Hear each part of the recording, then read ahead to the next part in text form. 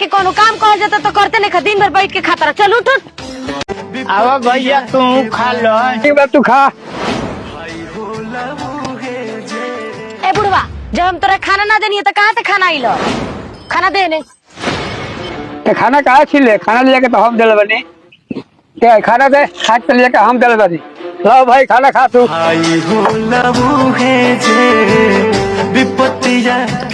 तारा के कोनो काम कह जाता तो करते नहीं, दिन भर बैठ के खाता रहा। चल उठ।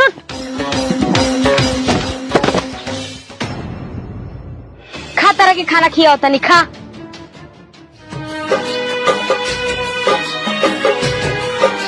उठा भाई उठा।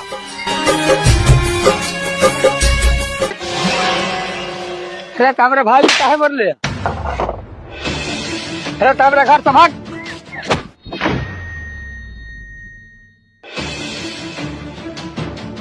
हाँ भैया बैठो, आओ हला खाना खा है।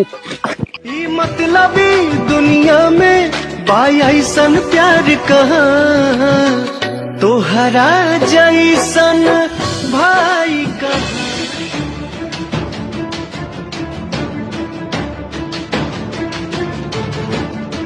बाबू अरे जल्दी चल, हमारा भैया के तार में हरारू पड़ी मारतिया, खाना छीन लेतिया। खाना छीन लेतिया? हाँ अच्छा ठीक बा, माँ तनी। ठीक बा आवो। तू खेत में गल तो तू फोन करके बुलावता रह, खाली हुआ क्या होता तार लोग दोनों भाई के घर से बाहर निकलवाता नहीं।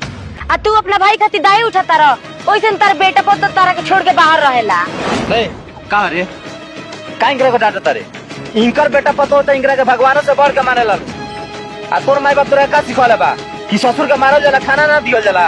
आज के बाद कान खोल के सुन ले, हमरा घरे आते आज के बाद ये मत भाग। बेटा जब से आन भइल बाबूजी लो खाना खा।